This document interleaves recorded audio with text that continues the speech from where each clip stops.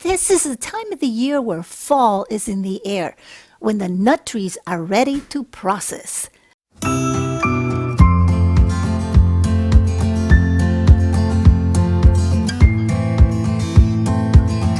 All right, so I took a few out of this basket right here, just to show you.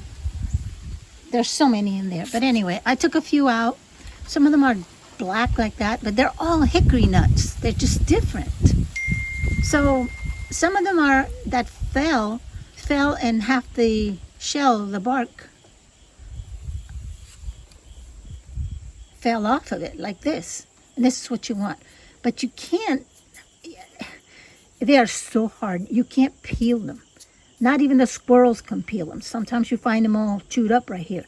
I have to hit them with a hammer. But all of these are hickory nuts. Even this one that looks like a pecan. They're just different kinds of hickory nuts. We counted, how many did we count? 15 or 19 trees of those that we could get to. There are more deep because we have 5 acres and some of the acreage is overgrown. We can't even walk in there. So we have no idea how many more we have, but for sure, all these came from a lot of those trees. So here we go. Right now, you can see the nuts are turning yellow. But even if they fall and they're green, they're edible. They're ready to eat. We have to wait until they fall to the ground to be able to pick them up. Even if they look black, green, or yellow, as long as they fall into the ground, they're ready to eat.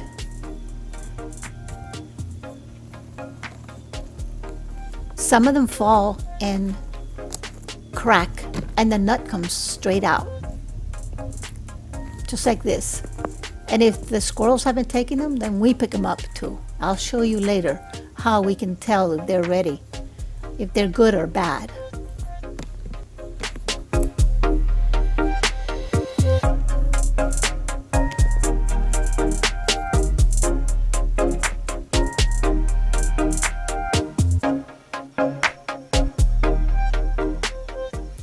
The nuts of the shellbark hickory, they're sweet and edible, and they're the largest of all the hickories.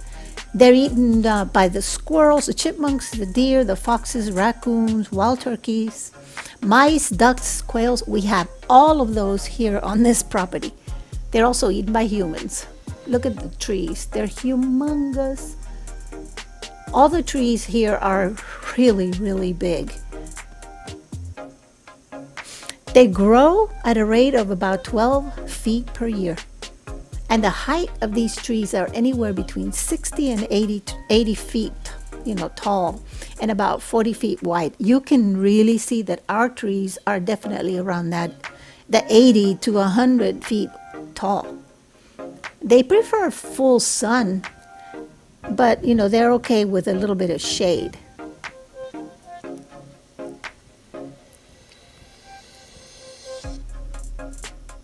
I'm blessed that my trees here were already mature because it takes 10 to 12 years to bear fruit.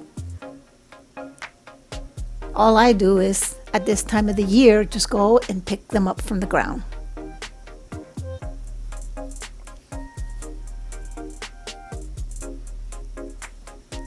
You see how big they grow, so just make sure you know where you want these trees when you plant them, because you can't be transplanting them.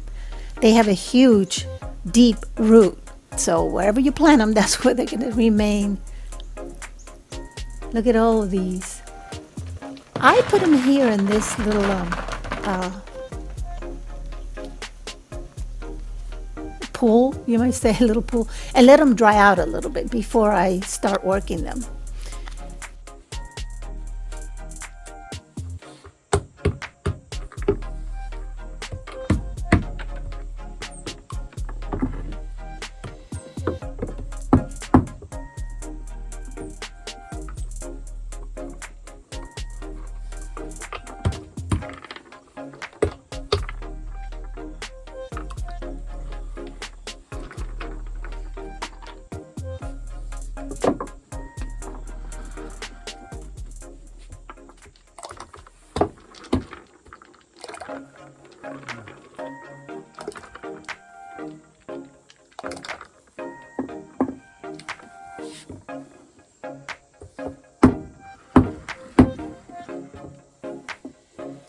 See?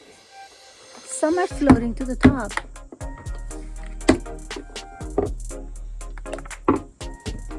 Some float to the top, and some are way at the bottom.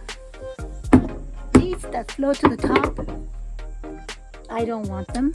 Obviously, they're not good. They have a worm in them or they're cracked. So these are no good. But all these, if you can see them, they're very good.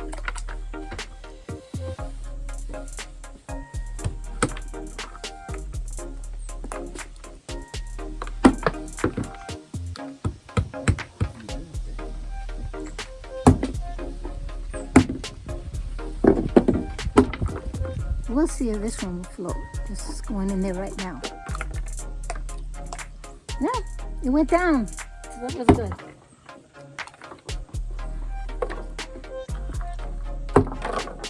Oh no, this one's already. Okay. This one obviously was probably the wind brought it down, or maybe a squirrel brought it down. But as we hit it, they're not even ready. See? So this is no good. We always wait until they fall to the ground. They fall like this. They start to open. You barely tap it. And there's a nut. And it went down.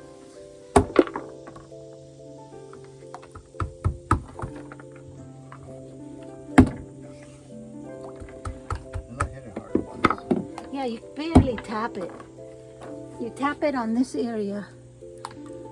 Not the back, but the front where it starts, it's naturally starting to open. Ah, this one's pretty, see? Also you can see the worms trying to get in, but they didn't get to the nut. Let me see if this one will float.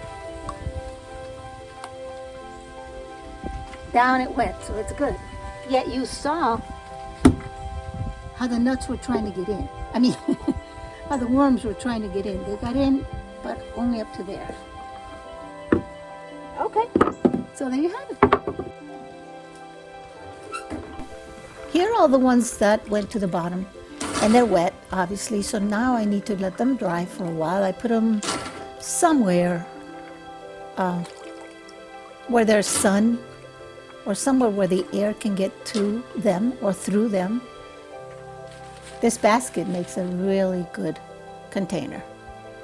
I put them in the sun and move them around every so often, make sure they're not wet. I just want to show you here, this is a shellbark, and then you can see the bark is not so shaggy. The nut is bigger, and these are the nuts for the shellbark. See, that's the circumference. They're like quarter size. And these are the nut for the shagbark. These can be eaten right now, and they're real sweet.